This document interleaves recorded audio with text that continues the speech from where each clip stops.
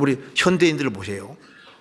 토끼처럼 이리저리 뭘 뛰어다니고 이런 열심히 해야 되는데 너무 그리스도인들 너무 뛰어다니다 보니까 바깥 세계만 추구하다 보면은 잘못하면은 이제 이 신앙은 점점 중요하지 않은 것으로 바뀌어지고 에서는 바깥 활동을 계속하다 보니까 장자 명분이 점점 작은 것이 돼서 뭐로 바뀌었습니까? 팥주고 한 그릇보다 못한 것으로 바뀌어버린 겁니다. 신앙이 점점 식어서 미전해지는 사람도 있을 수 있습니다. 계시록 3장에 내가 차든지 더없든지 하기 원한다고 말씀하신 대로 믿으려면 아주 확실하게 믿어야 되는데 주님께서 제일 싫어하는 것이 뭡니까? 내가 이같이 미지근하여 차지도 아니하고 더없지도 아니하니 내 입에서 토해내치리라. 주님께서 미지근한 건 못 받으시는 겁니다. 아마 한 해 돌이켜봤을 때 신앙이 뜨거운 신앙이었다가 이제 미지근한 신앙으로 바뀌어진 사람이 있을지도 모릅니다. 그리고 신앙이 육신적으로 잘 돼가기 때문에 만사가 형통하고 잘 돼가는 그것 때문에 육신적으로는 잘 돼갔는데 신앙생활은 정체될 수도 있는 거예요. 만사가 형통하고 평탄하고 잘 돼갈 때 조심해야 됩니다. 또 여러 가지 무거운 것과 얼매이기 쉬운 이 죄에 붙잡힐 수도 있는 것이고 또 우리는 분명한 목적 가지고 생을 살아야 되는데 시편 119편 25절에 말한 대로 내 영혼이 진토에 붙어 싸우니 그 말씀대로 그 진토라는 것이 먼지입니다. 먼지. 하나님의 형상대로 지음받고 구원받은 사람이 일상의 사소한 것에 붙잡혀서 별로 중요하지 않은 곳에 붙잡혀서 연연해 하는, 그래서 분명한 목적의식을 가지고 살아야 되는데 그 목적을 잊고 살아가는 그런 사람도 자기도 모르는 사이에 이 신앙이 이제 정체되고 침체된 그런 사람도 있을 거예요. 신앙적인 열망이 약해진 사람도 있을 겁니다. 그래서 이 신앙이 정체가 되면은 이제 이게 신앙이 후퇴되는 거예요. 우리가 이제 동계소리내를 이렇게 하는 이유가 우리가 다시 마음이 분발되고 우리 마음을 흔들어 깨우기 위해서입니다. 성경 레위기에 보면은 화목제 제사에 요제와 거제가 들어가는데 요제는 하나님께 드리는 제물에 가슴을 흔들어 드리는 겁니다. 요제. 우리가 신앙생활하는 가운데 우리 마음이 좀 가끔 흔들어질 필요가 있습니다. 흔들어 깨워야 되는 거예요.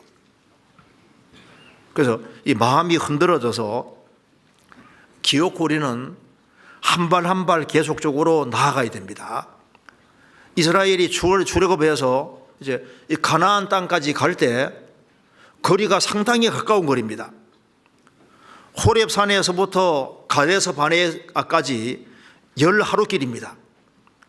11일이면 통과할 수 있는 길인데 불순종해서 38년 동안 뺑뺑이 돌았잖아요. 주님 말씀하신 대로 10하루면은 갈 수 있는 길을 왜 38년 걸렸을까요? 왜? 불순종 때문에 그렇게 된 겁니다. 자, 나아가고. 자, 이거 주님께서 원하는 마음일 겁니다. 내가 신앙이 정말 진보하고 있을까? 신앙이 정체하고 있을까? 후회하고 있을까? 그런 거 좀 잘 생각할 필요가 있습니다. 내가 왕년에는 신앙생활 잘했는데 그 소용없어요. 내가 과거에는 잘했는데 별로 소용없습니다. 성경 전도서 한번 보시겠습니다. 7장. 전도서 7장 10절.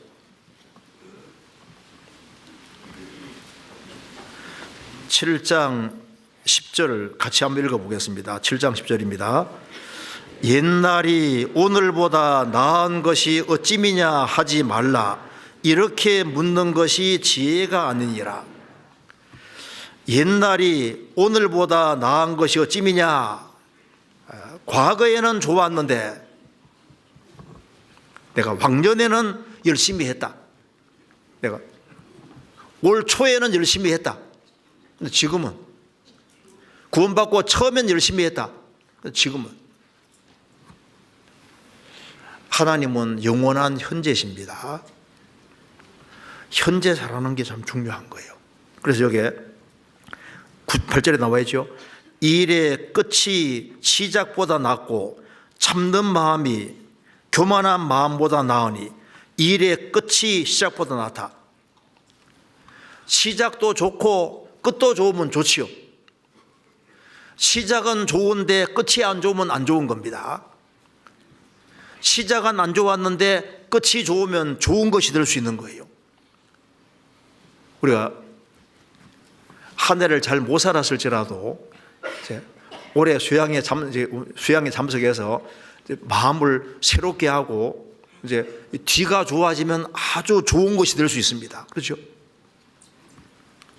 성경 예레미야 9장 찾겠습니다. 예레미야 9장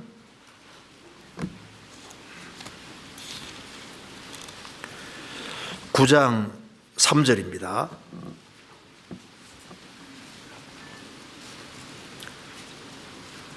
천공 65페이지입니다.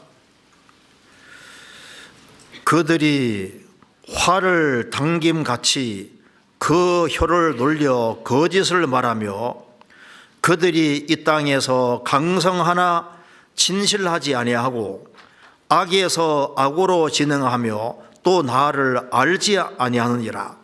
하나님의 선민 이스라엘이 하나님과 점점 멀어져서 육신적으로는 강성한데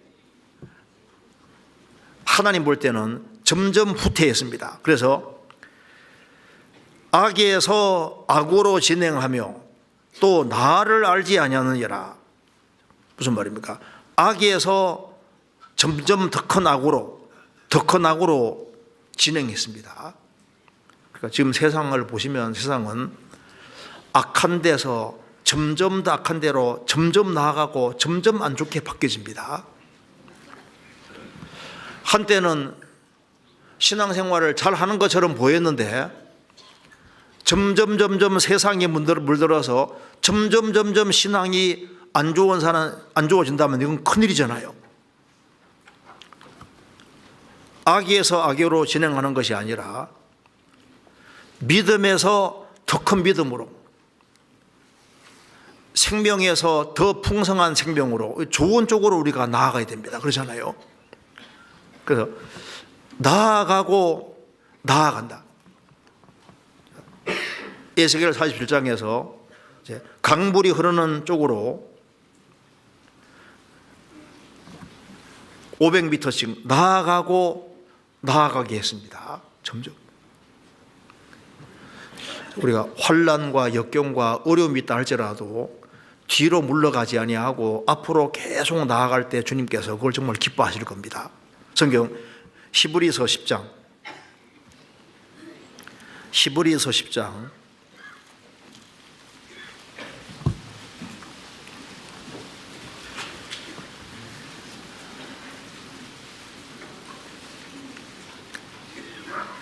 37절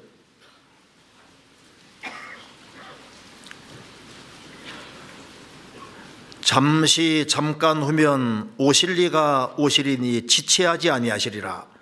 오직 나의 의인은 믿음으로 말미암아 살리라. 또한 뒤로 물러가면 내 마음이 저를 기뻐하지 아니하리라 하셨느니라. 우리는 뒤로 물러가 침륜에 빠질 자가 아니요 오직 영혼을 구원하려는 믿음을 가진 자니라. 잠깐 후면 오실 리가 오시리니 지체하지 아니하시리라. 정말 우리는 주님을 살아서 맞이할 수 있는 특별한 시대에 살고 있습니다. 오직 나의 의인은 믿음으로 말미암아 살리라. 믿음으로 산다는 것이 무엇일까요? 여기 말씀한 대로 또한 뒤로 물러가면 내 마음이 저를 기뻐하지 아니하리라 하셨느니라. 주님 보고 계십니다.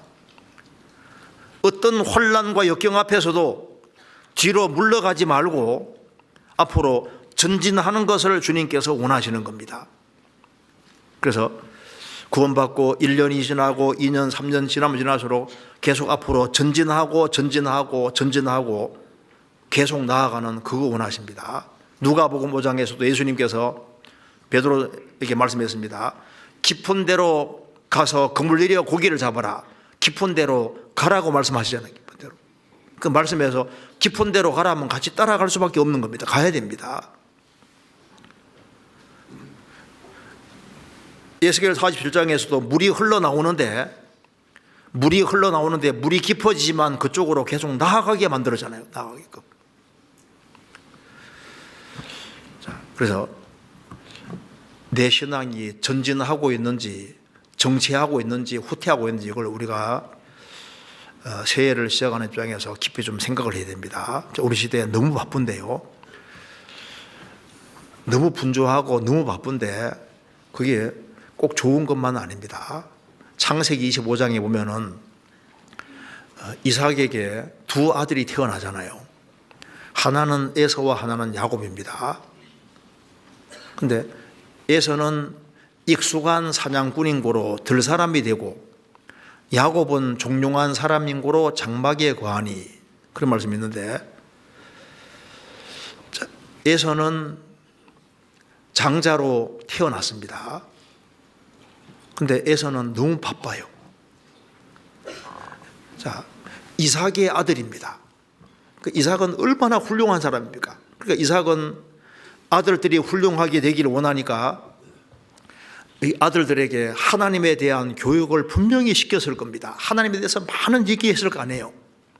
그 이야기를 많이 들었는데 에서도 처음에는 아버지 말씀을 귀하게 생각했을 것인데 자꾸 바깥에 뛰어다니다 보니까 너무 재밌는 거예요. 익숙한 사냥꾼이 됐다. 들사람이 됐습니다.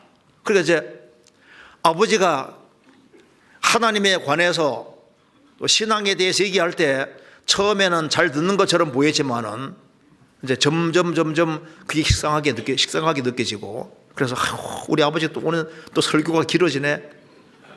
이거 언제 끝나나? 지금 아버지가 얘기할 때 무슨 눈앞에 뭐가 떠오릅니까? 그냥 토끼들이 뛰어다니는 거예요. 사자미 뛰어다니는 거예요. 지금 빨리 언제 끝나나? 그래서 막 아버지가 끝나자마자 밖에 나가서 맨 사냥하는데 익숙하게 됐습니다. 그는 바깥 세계를 추구했고 바깥 세계가 점점 커졌습니다. 나중에 에돔의 왕이 되잖아요. 야곱은 종용한 사람이니까 아버지가 말씀하는 걸 귀담아 듣고 생각하고 또 생각하니까 하나님에 대해서 하나님이 점점 커지고 장자 명분이 커지게 됩니다. 결국은 에서는 팥죽 한 그릇 때문에 장자 명분을 팔아버리잖아요. 우리 현대인들을 보세요. 토끼처럼 이리저리 뭘 뛰어다니고 이런 열심히 해야 되는데 너무 그리스도인들 너무 뛰어다니다 보니까 바깥 세계만 추구하다 보면은 잘못하면은 이제 이 신앙은 점점 중요하지 않은 것으로 바뀌어지고 에서는 바깥 활동을 계속하다 보니까 장자 명분이 점점 작은 것이 돼서 뭐로 바뀌었습니까? 팥죽 한 그릇보다 못한 것으로 바뀌어버린 겁니다. 우리가 열심히 살아야 되는 것 같지만 마음이 너무 분주하면은 잘못하면은 신앙생활을 잘하고 하나님 앞에 귀하게 쓰임받는 이거 자체를 별거 아닌 것처럼 생각하고 잘못하면 그런 것이 주 안에서 아주 중요한 이런 일들이 팥죽처럼요 작은 것이 될 수 있는 겁니다. 우리 시대에 개구리들이 많아요. 개구리. 에스겔 요한계시록 16장에 개구리 같은 새의 더러운 영이라고 했잖아요. 개구리 시끄럽죠. 정말 우리 시대는 너무 시끄러워요. 소리들이 너무너무 많아요. 너무 많은 소리들이기 때문에 하나님 말씀을 과거에는 들었으면은 그것이 다른 것은 듣는 소리가 없으니까 그 말씀이 오래오래 기억이 나고 마음에 생생하게 박히고 깊이 박혔는데 지금은 하나님 말씀 듣고 나면은 이제 밖에 나가면서 다른 소리들이 너무 많으니까 개구리 소리들이 너무 많으니까 다른 소리 때문에 섞여서 하나님 말씀이 마음속에 깊이 박히질 않습니다. 너무 소리들이 많아요.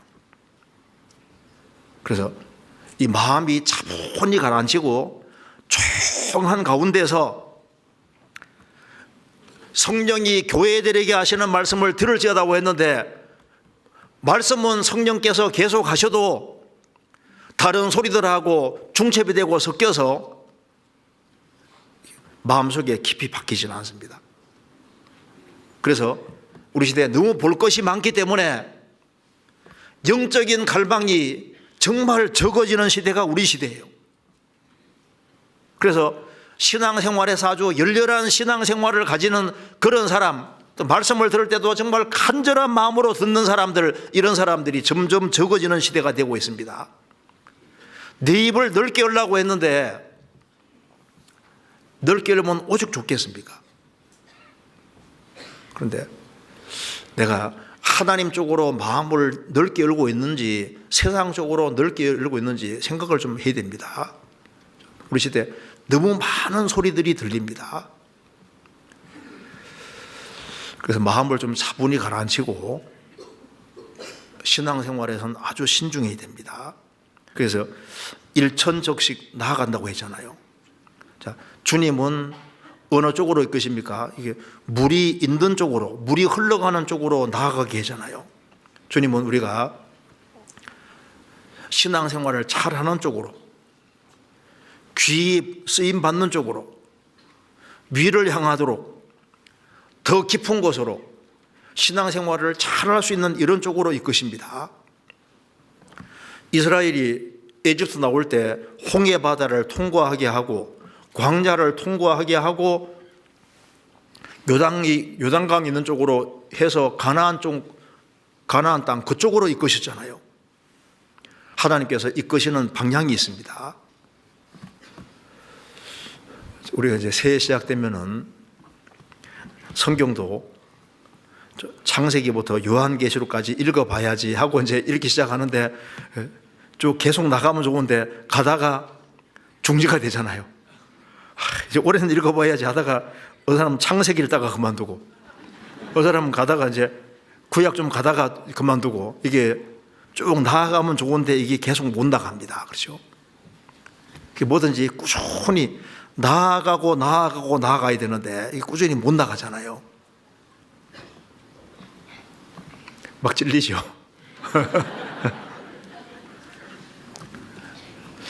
여기에 제가 성경이 창세기 보시면 창세기에 아벨 뒤에 뭐가 있습니까? 하나님이 아벨 대신에 셋 두십니다. 셋 뒤에 에노스가 나오고 그 뒤로 쭉 가면은 에녹이 나오고 그 뒤에 노아가 나오잖아요. 자, 아벨은 믿음으로 의롭다함을 얻었습니다. 자, 믿음으로 의롭다함을 얻었으면 그 다음에 어디로 나가야 될까요? 그 다음에 아벨 대신에 셋 주셨는데, 셋이란 말이 원래 고정되다, 지정되다 그런 뜻입니다.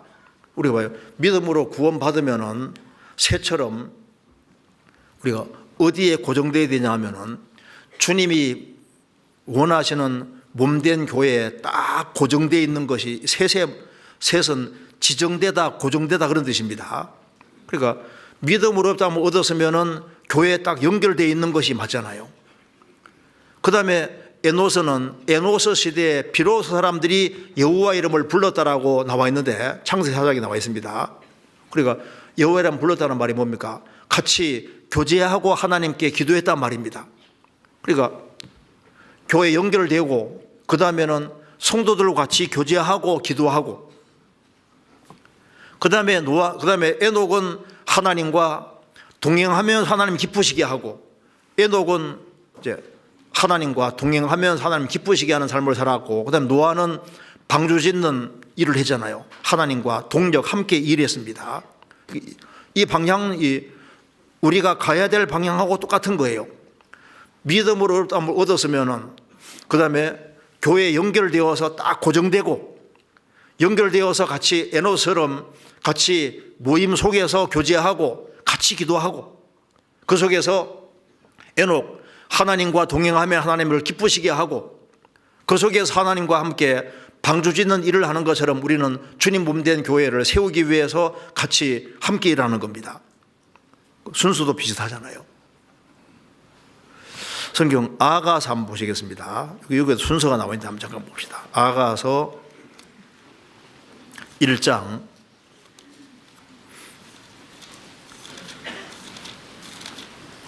2절입니다.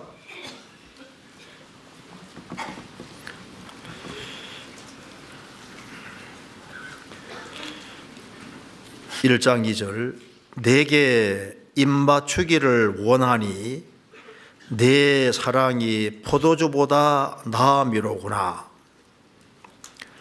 3절 왕이 나를 침공으로 이끌어 들이시니 너는 나를 인도하라. 우리가 너를 따라 달려가리라. 우리가 너를 인하여 기뻐하며 즐거워하나니 내 사랑이 포도주에서 지남이라. 처녀들이 너를 사랑함이 마땅하니라. 아가서는 솔로몬과 술람 여인의 사랑을 그린 것인데 제일 첫 번째 시작이 뭡니까? 내게 입맞추기를 원하니 너의 사랑이 포도주보다 나음이로구나. 자, 구원을 받은 사람은 예수님하고 입맞춤한 사람입니다. 그래서 이제 부부가 입맞춤하는 것처럼 이제 우리는 주님과 개인적으로 관계가 다 이루어진 거예요. 사랑 관계가 이루어졌는데, 그래서 너의 사랑이 포도주보다 낫다. 포도주는 기쁨과 즐거움 가르치는데 이 세상의 어떤 기쁨과 즐거움보다 주님의 사랑이 더 크다 그 말입니다. 우리가 구원받은 사람은 다 주님과 입맞춘 사람입니다.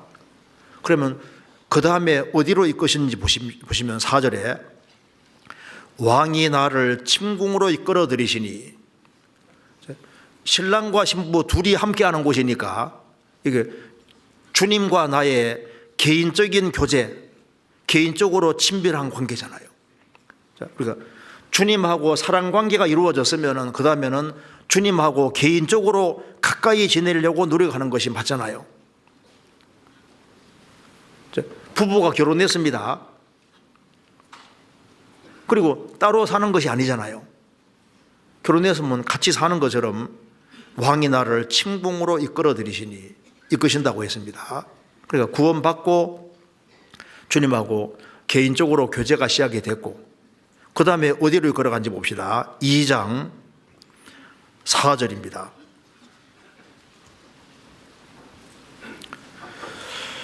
그가 나를 인도하여 잔치집에 들어갔으니 그 사랑이 내 위에 기로구나. 그가 나를 인도하여 잔치집에 들어갔으니, 잔치집에는 많은 사람들이 있는 곳이고 음식이 있는 곳이잖아요. 이 잔치집이, 주님은 신약시대에 잔치집에 보셨습니다. 성도가 같이 교제하는 자리가 잔치집이에요.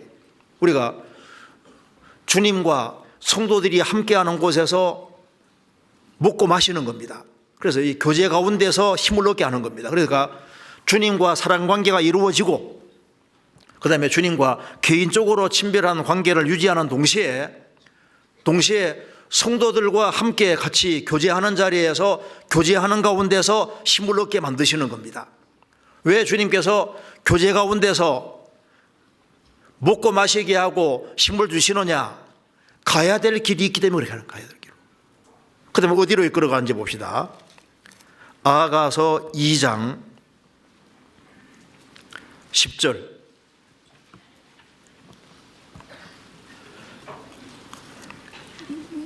나의 사랑하는 자가 내게 말하여 이르기를 나의 사랑 나의 어여쁜 자야 일어나서 함께 가자. 겨울도 지나고 비도 그쳤고 지면에는 꽃이 피고 새에 노래할 때가 이르렀는데 반구의 소리가 우리 땅에서 들리는구나. 포도나무에는 푸른 열매가 익었고 포도나무에는 꽃이 피어 향기를 더하는구나. 나의 사랑 나의 어여쁜 자야 일어나서 함께 가자. 자, 입맞춤이 있고 그 다음에 침궁으로 이끌어들이시고 그 다음에 잔치집으로 이끌어들이고 잘 먹이고 난 이후에 가게 하잖아요. 우리 주님은 무조건 사람을 끌고 가는 게 아니라 잘 먹이시고 가게 하시는 겁니다. 여호와는 나의 목자시니 내가 부족함이 없으리로다. 그가 나를 푸른 초장에 누이시며 쉴만한 물가로 인도하시는도다. 내 영혼을 소생시키시고 자기 이름을 위하여 의의 길로 인도하시는도다. 의의 길로 걸어가게 하기 전에 뭐 했습니까? 먼저 많이 먹였잖아요. 푸른 초장에 누이시며 초장에서 풀을 뜯어먹고 잘 먹였습니다. 쉴만한 잔잔한 물가에서 물을 먹였습니다. 그래서 영혼을 소생시키시고 영혼에게 힘을 주시고 난 이후에 자기 이름을 위하여 의의 길로 인도하시는도다. 여기에서도 잘 먹이시고, 우리가 왜 주일 말씀 열심히 배우고 수요 말씀 열심히 배우고 구역 모임, 종모임, 이런 모임, 청년의 모임, 이게 왜 모임을 하는 겁니까? 길을 가게 하기 위해서 할 일이 있기 때문에 먹이시는 거예요. 그런데 처음부터 힘든 곳으로 가게 한 것이 아니라 여기에 2장 10절 이하에서 말한 대로 여기는 겨울에는 움직이지 않았습니다. 아직 신앙이 어리기 때문에 겨울에는 움직이지 않게 하고 겨울이 지나고 난 이후에 화창한 봄날에 새들이 지저귀고 그리고 아주 향기로운 그곳 평탄한 곳으로 이끌어 가시잖아요. 가자고 합니다. 먹이시고 가게 하시는 거예요. 자, 10절에 다시 보시겠습니다. 나의 사랑하는 자가, 주님은 우리를 사랑하십니다. 나의 사랑하는 자가 내게 말하여 이르기를 나의 사랑 나의 예쁜 자야 일어나서 함께 가자. 우리도 똑같이 일어나야 됩니다. 일어나서 이제 잘 먹었으니까 일어나서 함께 가자. 우리 신앙생활은 주님과 함께 가는 생활인 거예요. 겨울도 지나고 겨울에는 움직이지 않았습니다. 겨울이 지났고 비도 그쳤고 지면에는 꽃이 피고 새의 노래할 때가 이르렀는데 반구 비둘기의 소리가 우리 땅에서 들리는구나. 포도나무에는 푸른 열매가 익었고 포도나무에는 꽃이 피어 향기를 토하는구나. 나의 사랑 나의 예쁜 자야 일어나서 함께 가자. 처음에는 평탄한 곳으로 이끄시잖아요. 그 나중에는 이제 좀 시간 지나가면 야 높은 곳까지 가자고 합니다. 이게 4장 8절입니다. 4장 8절. 나의 신부야 너는 레바논에서부터 나와 함께하고 레바논에서부터 나와 함께 가자. 아마나와 선일과 헤르몬 꼭대기에서 사자 굴과 표범 산에서 내려다 보아라. 나의 신부야는 레바논에서 붙습니다. 그러니까 아마 이 술람 여자가 원래 레바논 출신인 것 같아요. 레바논에서부터 시작해서 저 헐몬산 꼭대기, 이스라엘 땅의 제일 높은 산입니다. 2814m 높은 데까지 가자. 2814m 올라가는 거 어려워요, 쉬워요?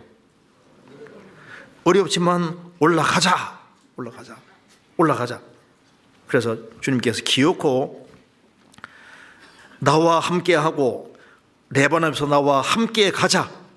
어디까지 가냐 하면은 아마나, 이제 헐몬산까지 가는 길에 있는 산입니다. 아마나와 선일과 헤르몬 산 꼭대기까지 기어코 올라가게 해서 거기에서 내려다보아라. 기어코 올라가게 만들잖아요. 힘들지만은 꼭대기까지 따라가야 됩니다. 그래서 저 제일 높은 데서 올라가서 보면은 보이잖아요. 저 레바논이 보입니다. 내가 살던 곳이 보이는 거예요.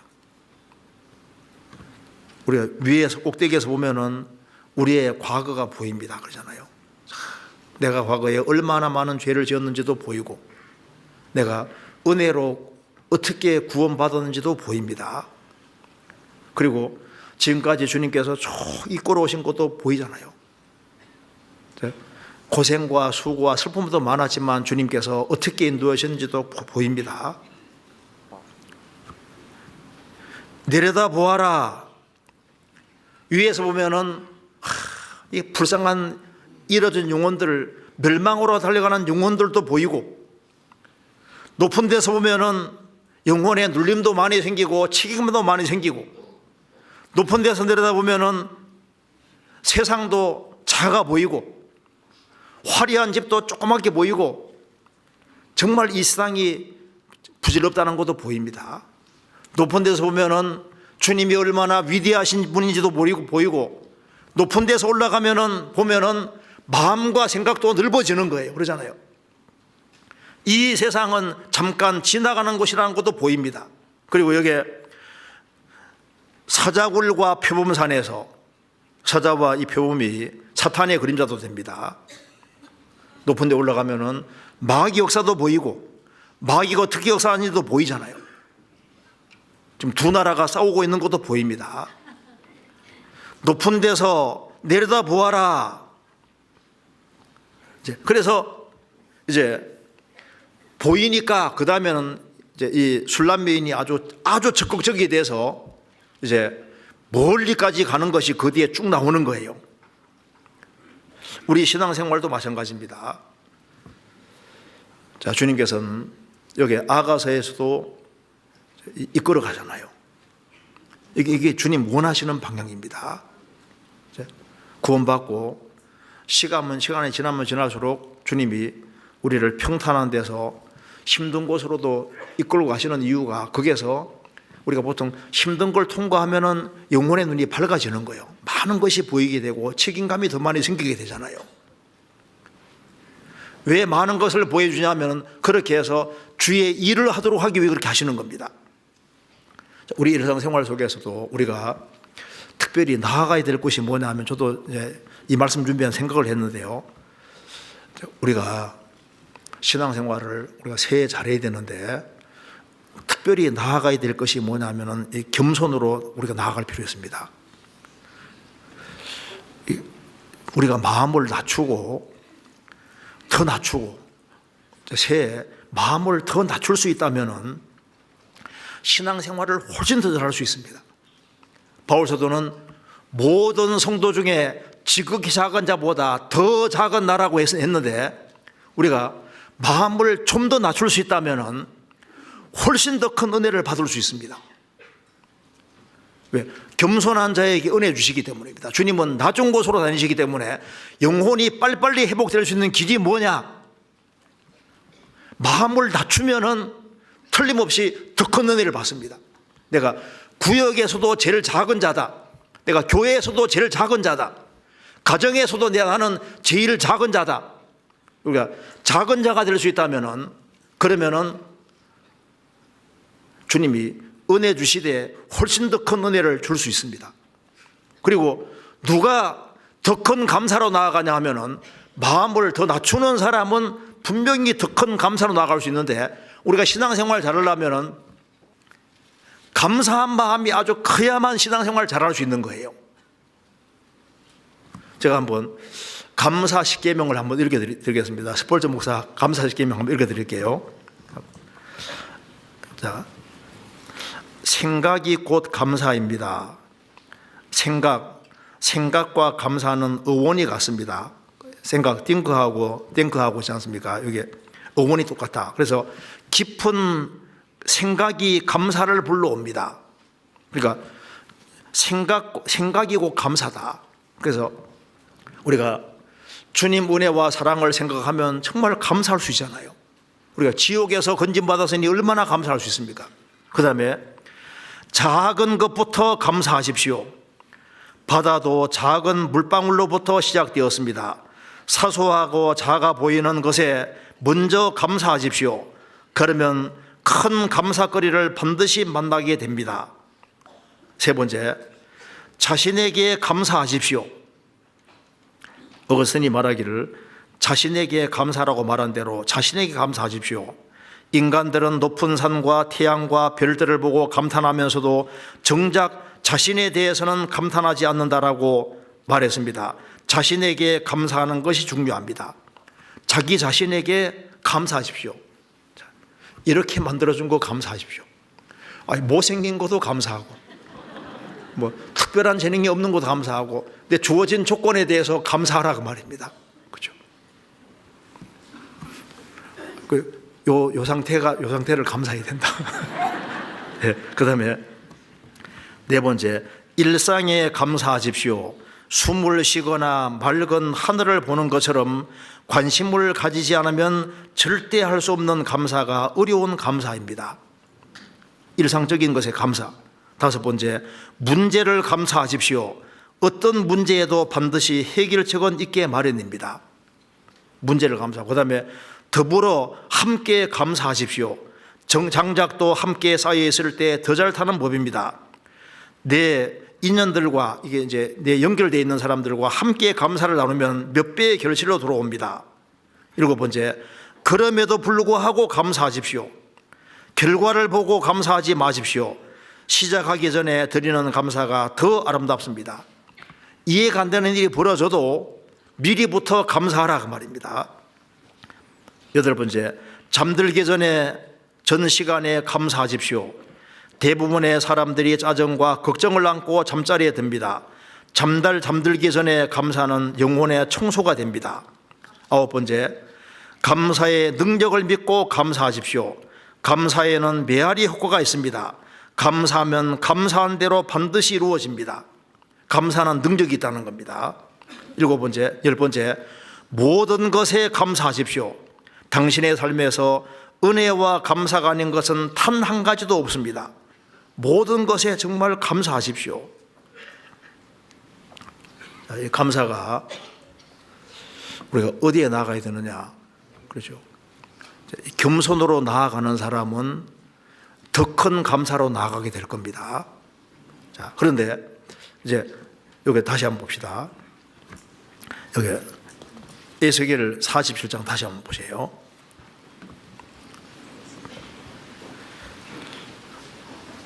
3절에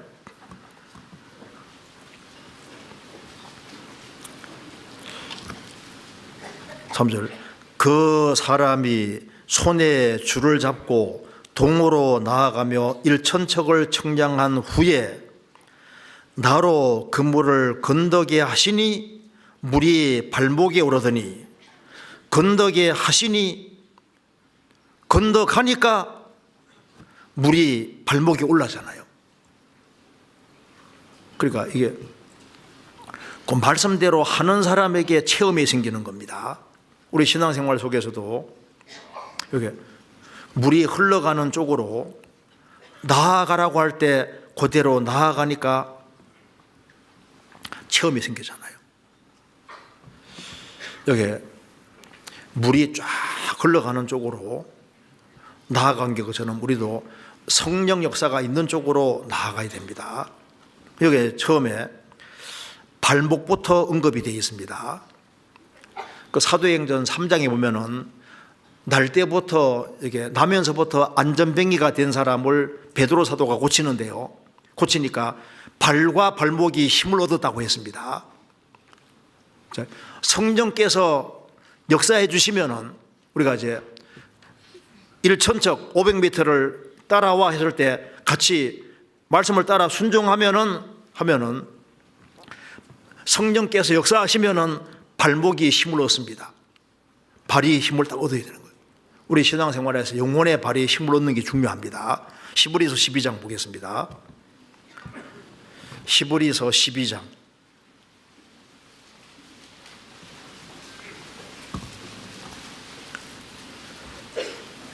12절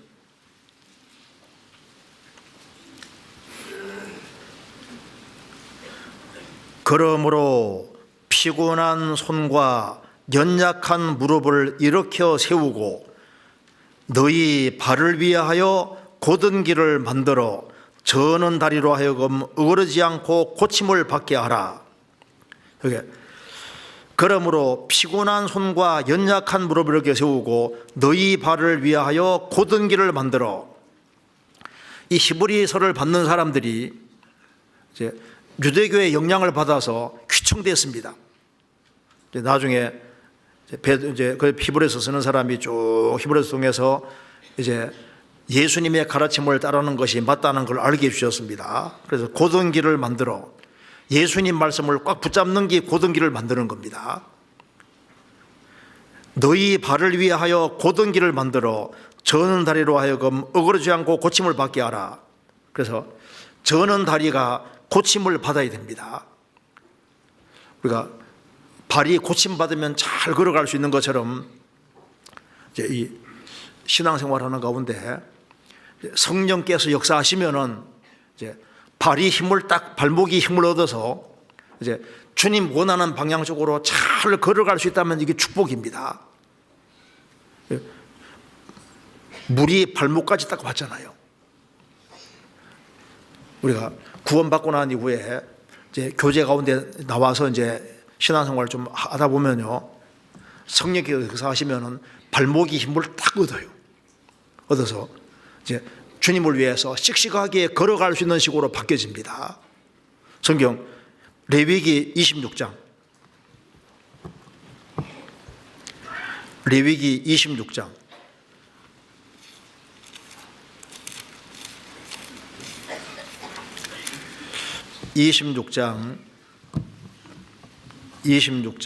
13절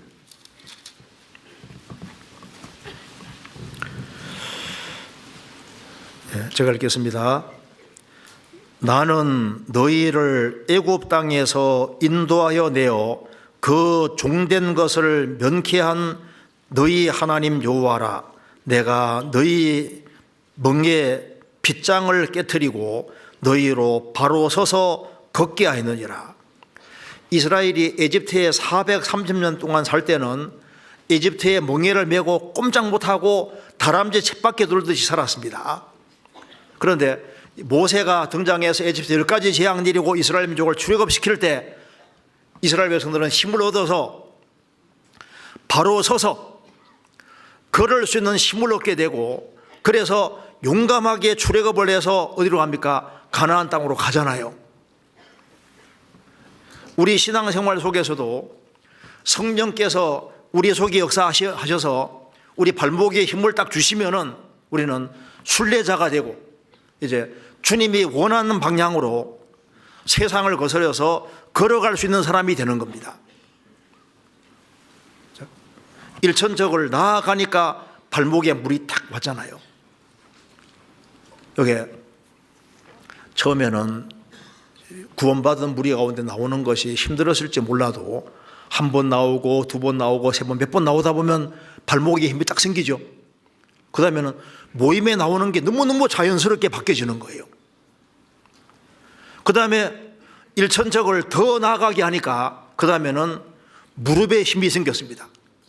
무릎까지 물이 탁 찼잖아요. 원래 이 시브리 말로 무릎이란 말이 축복이란 말, 축복이란 말인데요. 바라크 축복이란 말인데 무릎까지 딱 찼잖아요. 이 사드랑 메삭 아벳노고가 파라오 왕이 세운 에집트 여기 바벨론에 느부갓네살 왕이 세운 금유상에 무릎을 안 꿇었습니다. 무릎이 힘을 딱 얻어요. 성경 한번 찾아보시겠습니다. 열왕기상 18장, 열왕기상 19장 18절.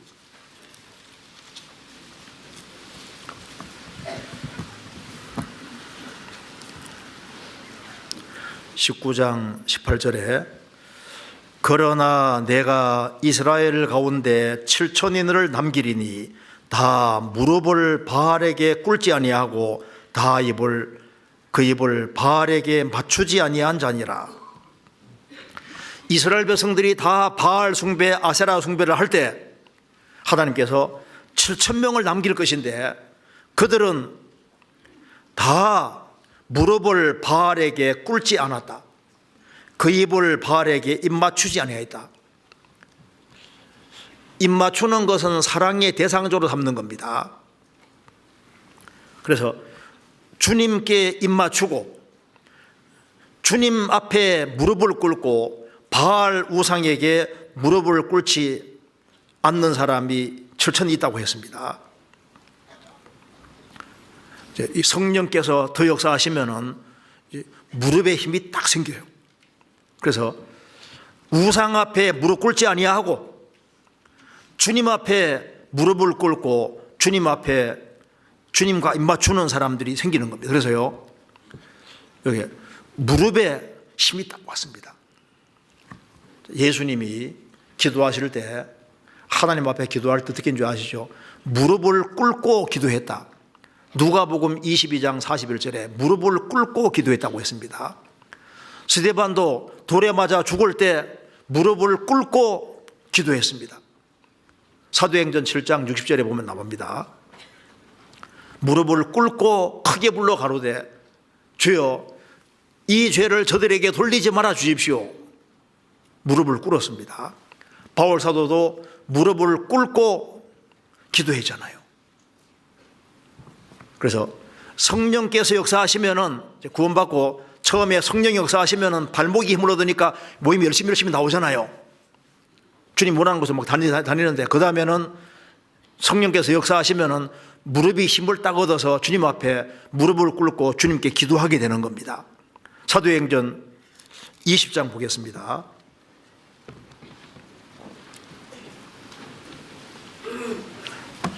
사도행전 20장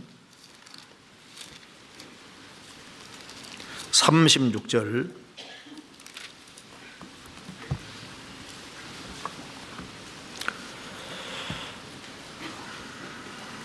36절 이 말을 한 후 무릎을 꿇고 저희 모든 사람과 함께 기도하니 바울 사도가 에베소를 떠나면서 무릎을 꿇고 저희 모든 사람과 함께 기도했다.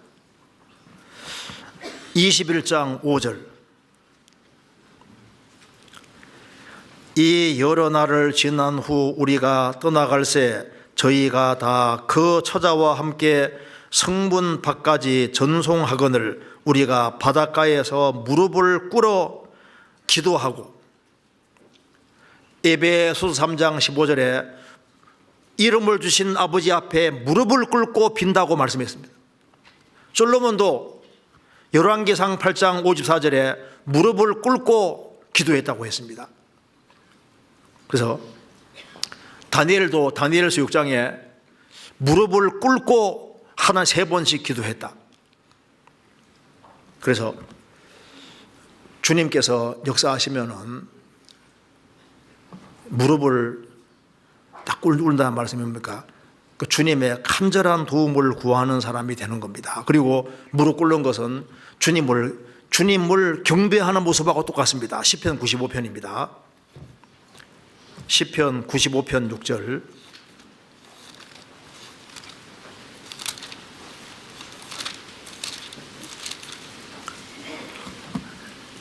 (95편) 6절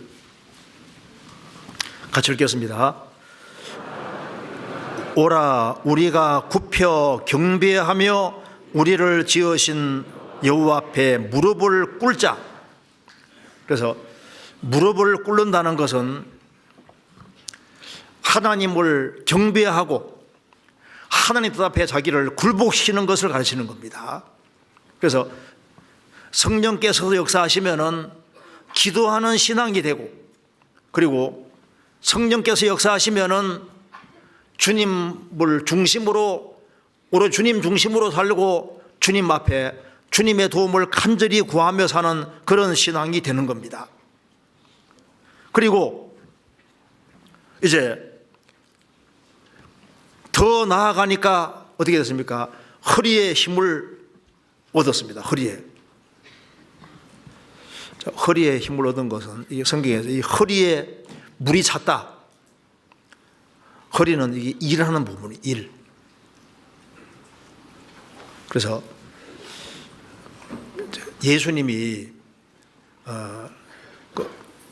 다니엘서 10장 보면은 예수님 모습이 나오는데 허리에 띠를 띠고 계셨습니다.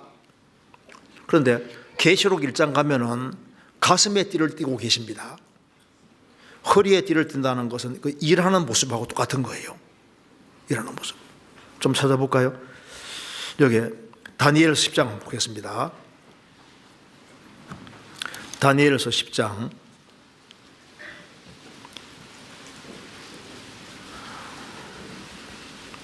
10장 5절입니다.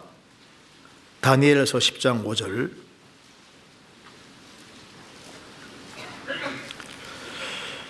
그때 내가 눈을 들어 바라본 적 한 사람이 세마포를 입었고 허리에는 우바스 정금띠를 띠었고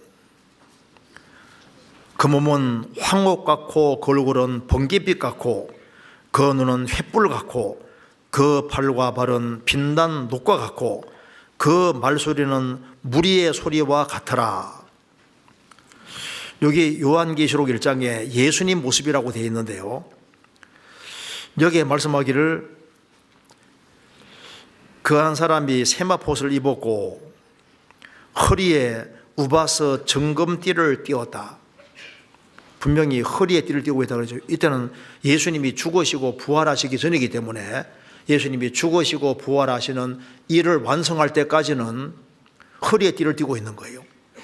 계시록 1장에는 허리가 아니라 가슴에 금띠를 띠고 있는데 예수님은 다 완성하셨기 때문에 허리가 아니라 가슴이다 그 말입니다. 그러니까 여기에 허리에 띠를 띈다는 것은 일하는 모습인 거예요. 그래서 예수님이 죽으시고 부활에 승천하실 때 제자들은 계속 하늘을 쳐다보고 있었잖아요. 혹시 예수님 안 내려오시나? 그래서 천사가 뭐라 했습니까? 갈릴리 사람들아 어찌하여 하늘을 쳐다보고 있느냐? 이 예수는 하늘로 올려오심을 본 그대로 다시 오신다고 했습니다. 근데 주님은 가셨는데 계속 하늘만 쳐다보고 있으면 어떡하냐?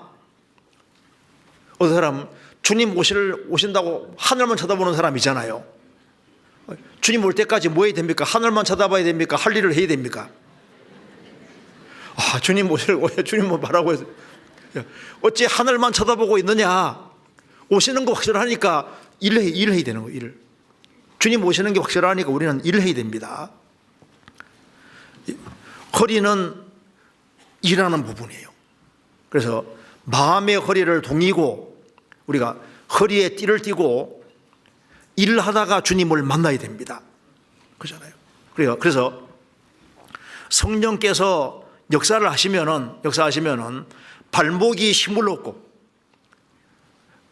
더 나아가니까 그다음에 무릎이 힘을 얻었고 이제 더 나아가니까 허리가 힘을 얻었잖아요.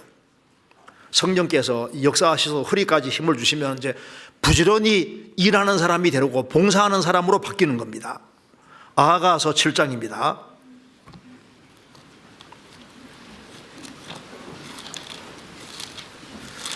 아가서 7장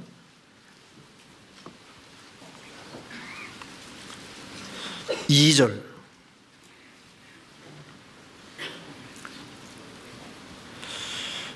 배꼽은 섞은 포도주를 가득히 부은 둥근 잔 같고 허리는 백합화로 두른 밀단 같구나. 여기 아가서 7장에 귀한 자에 따라 신을 신은 내 발이 어찌 그리 아름다운가. 복음에 예비한 걸 신고 열심히 복음 전하러 다니는 발이 아름답다는 겁니다. 그런데 여기 배꼽은 섞은 포도주 가득히 부은 둥근 잔 같고, 우리가 배꼽 통해서 이제 공급받는 것처럼요, 이게 이 배에 배꼽은 섞은 포도주를 가득히 부은 둥근 잔 같고, 우리가 주님께로부터 공급을 많이 받아야 됩니다. 그리고 그 뒤에 보면은 허리를 말했는데 허리는 백합으로 둔 부드러운 밀단 같구나, 곡식단 같구나. 허리는 밀단, 밀곡식, 한같구나. 눈물을 흘리며 씨를 뿌리는 자는 단을 거둔다는 말씀대로 밀단 같구나. 무슨 말입니까? 많은 열매를 거둔 밀단 같구나. 그리고 허리가 밀단 같다는 게 뭡니까? 일 열심히 했다. 일을 우리가 한 해 동안 열심히 일을 했습니다. 우리가 새해에는 할 일이 굉장히 많습니다. 그래서 우리 교회가 점점 커져서 이제 힘을 많이 얻어서 이 허리가 일하는 부분인데 일꾼들이 전국적으로 엄청 많이 생겼잖아요. 그게 성령께서 우리 가운데 많이 역사하시다는 증거입니다. 주님 앞에 섰을 때 너 뭐 하다 왔냐? 예, 저는 주님이 주시는 주님 말씀대로 일하다 왔습니다. 우리가 일하다가 주님을 만나야 됩니다. 그리고 이제 더 나아가니까 어떻게 됐습니까? 헤엄할 물이 됐습니다. 이제는 걸을 수가 없어요. 아예 물 속에 완전히 들어갔습니다. 그럼 다시 생각해 보시면요, 일천정 나아가니까 발목, 더 나아가니까 무릎, 더 나아가니까 허리, 더 나아가니까 물속에 완전히 잠기잖아요. 물속에 완전히 들어가는 것처럼요, 그게 이제 성령이 역사하는 곳속에 완전히 들어가서 성령에게 붙잡힌 성령 충만하고도 연결되는 겁니다. 그래서 이제 주님의 도움을 더 받아서 주님의 도움 가운데 살아간다는 게 얼마나 큰 축복입니까? 그래서 점점 성령이 더 역사하시면 얼마나 좋겠어요. 자, 그런데 성경 다시 봅시다. 에스겔을 다시 보시겠습니다. 47장. 그런데 여기에 이 얘기를 하면서 6절에 보겠습니다.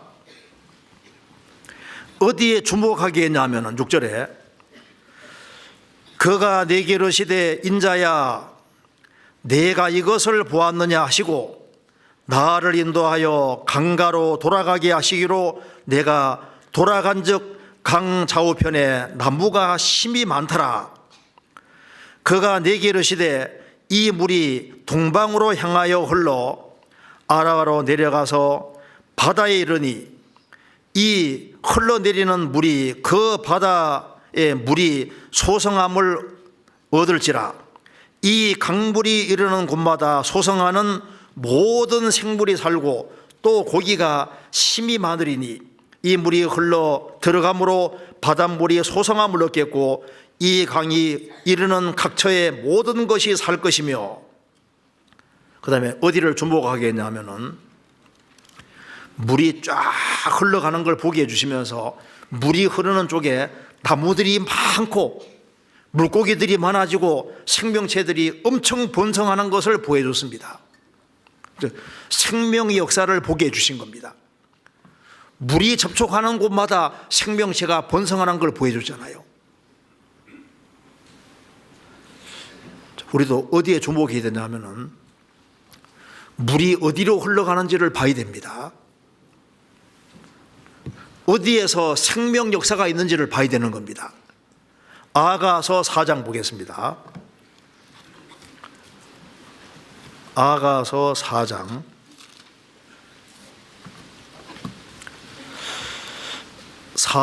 15절.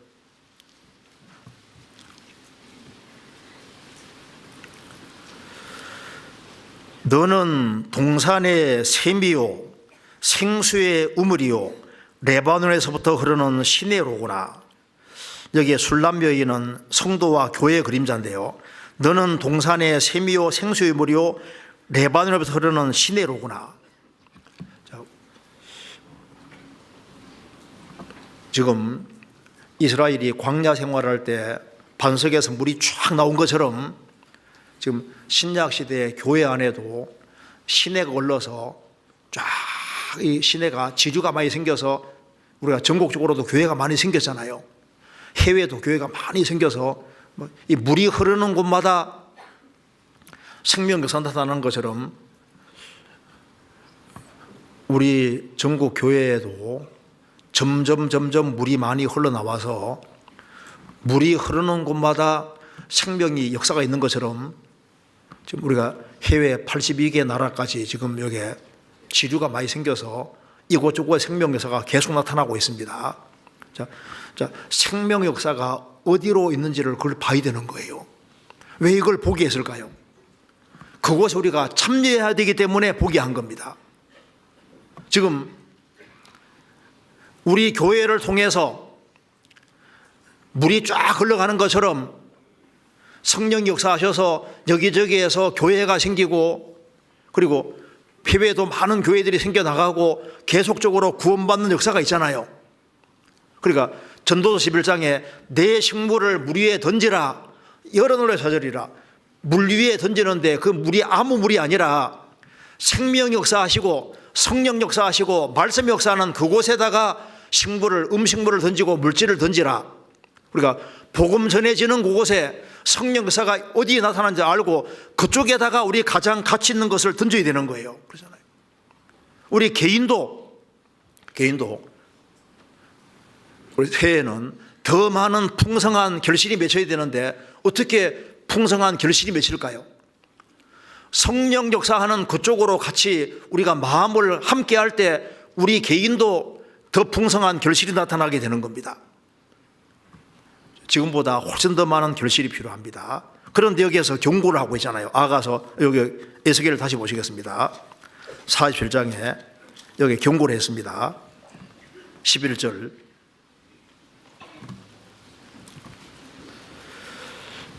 그 진펄과 개펄은 소성되지 못하고 소금 땅이 될 것이며, 제가 찾아보니까 이 진펄은 이제 물기는 물이 좀 고여 있는데요, 물이 빠져나가는 곳이 없기 때문에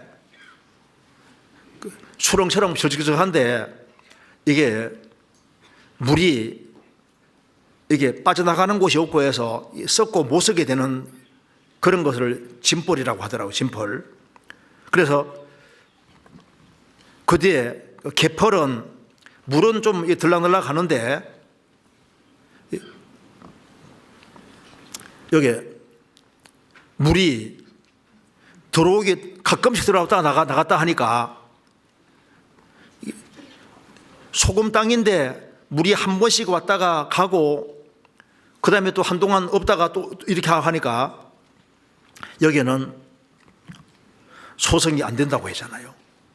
여기 핵심이 뭐냐 하면은 물이 계속 흐르지 아니하면은 이게 소금 땅이니까 진펄과 개펄에 소금기가 너무 많으니까 소금기가 많은 곳에 물이 한번 들어왔다가 여기 진펄은 질척거리고 물이 빠져나가지도 않고 그러면 생명체가 살 수가 없잖아요. 그 다음에 개펄은 물이 한 번씩 들어왔다가 또 가끔씩 들어오기도 하는데 소금기가 너무 많으니까 그러니까 생명체가 안 되는 거예요. 여기 뭘 말합니까? 물이 계속 흐르지 못하게 막는 뭔가가 있기 때문에 진펄과 개펄이 되는 겁니다. 주님께서는 여기에 진펄과 개펄도 물이 성전에서 나오는 물이 계속 흘러서 여기에도 풍성한 생명체가 있는 걸 간절히 원할 거 아니에요. 그리고 우리 신앙생활에서 왜 내게 물이 안 들어올까? 어떻게 하면 물이 많이 들어올까? 이런 것에 대해서 생각을 해야 됩니다. 어떻게 하면 될까요? 물이 잘 흐르게 하는 것이 긴 거예요. 그렇죠? 그럼 물이 어떻게 하면 잘 흐를 수 있을까요? 답은 간단하죠. 물을 자주 접촉하면 돼. 얼마나 간단한 거예요. 물을 자주 접촉하면 돼요. 그럼 어떻게 하면 될까요? 성경 보시겠습니다. 요한복음 10장. 요한복음 10장 9절입니다.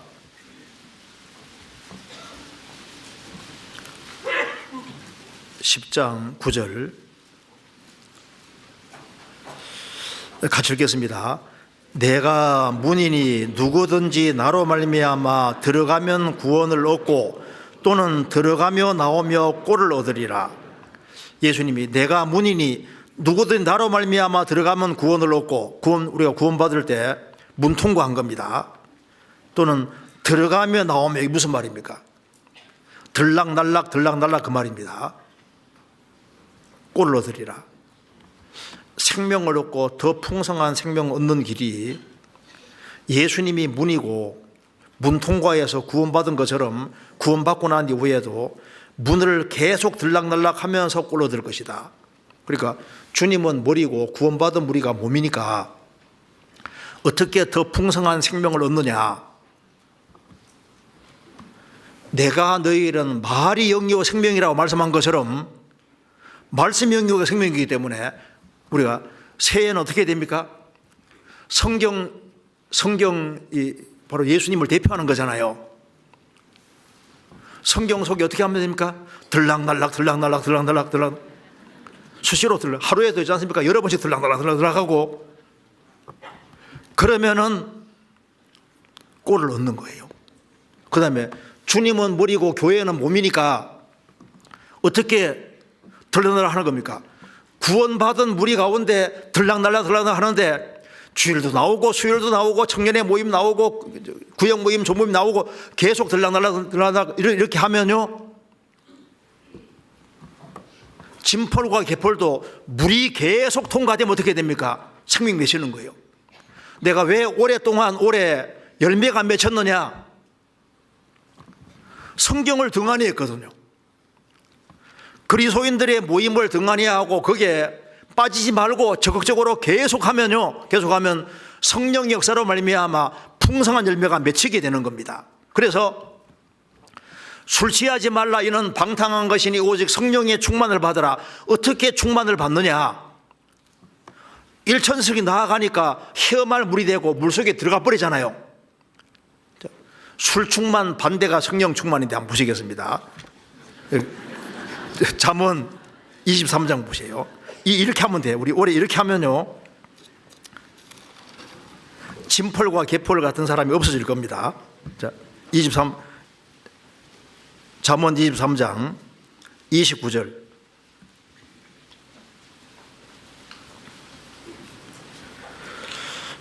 재앙이 네게 있느뇨, 근심이 네게 있느뇨, 분쟁이 네게 있느뇨, 원망이 네게 있느뇨, 까닭없는 창상이 네게 있느뇨, 붉은 눈이 네게 있느뇨, 술에 잠긴 자에게 있고 혼합한 술을 구하러 다니는 자에게 있느니라.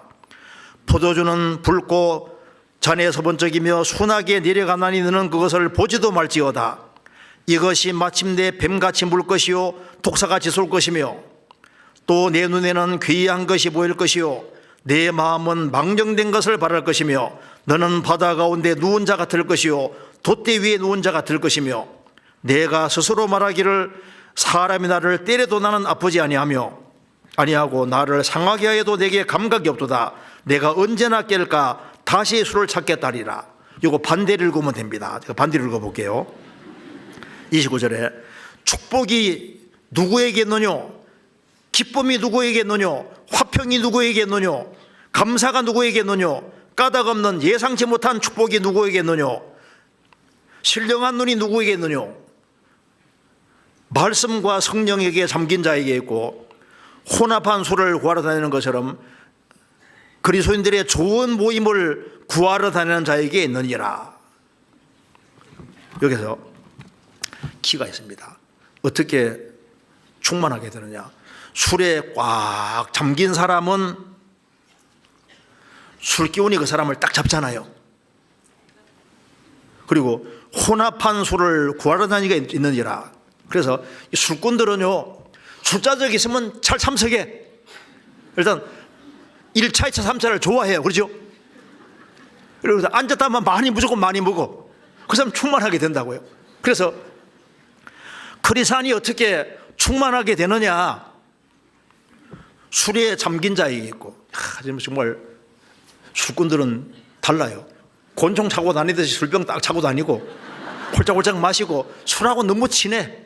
술을 가까이 해. 술 친구들이 많아요. 그것처럼 어떻게 성령 충만하느냐? 그리스도인들의 모임을 좋아하고 말씀을 가까이 하고 신앙생활 잘하는 사람 가까이 하고 운명과 고락 함께 하면 그 사람은 같이 충만해, 같이 신앙생활 잘하게 되는 거예요. 그렇죠? 이게 핵심이 어디 있느냐? 술에 잠긴 자에게 있고 혼합한 술을 구하러 다니는 자에게 있느니라. 우리가 새해에는 신앙생활을 정말 잘해야 됩니다.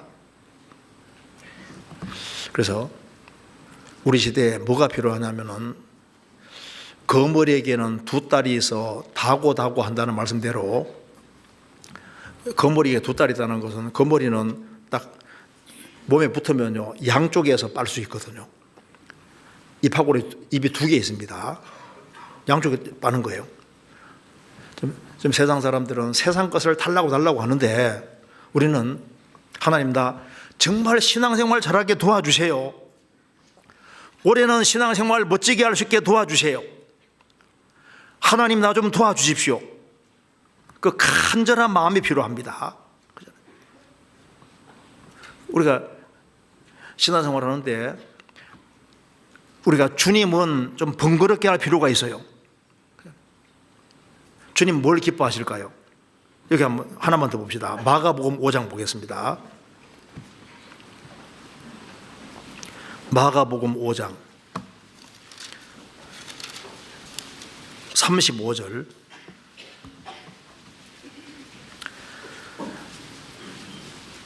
(5장 35절) 아직 말씀하실 때 회당장의 집에서 사람들이 와서 가로되 당신의 딸이 죽었나이다. 어찌하여 선생을 더 괴롭게 하나이까? 회당장 야이로의 딸이 죽어가는데 예수님이 가는 길에 딸이 죽었습니다. 그래서 회당장 집에 사람들이 나와서 아이고 이제 예수님을 더 이상 괴롭게 하지 마세요. 딸이 죽었습니다. 여기 선생을 더 괴롭게 하시나이까?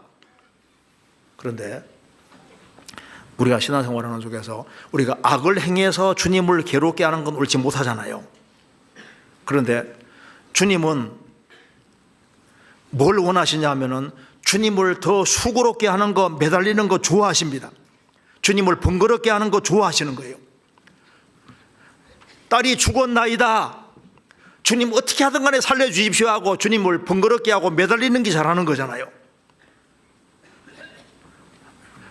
이런 상황에서는 안 되는 게 아니라 하나님의 도움을 구하고 하나님 전지전능하신 분입니다.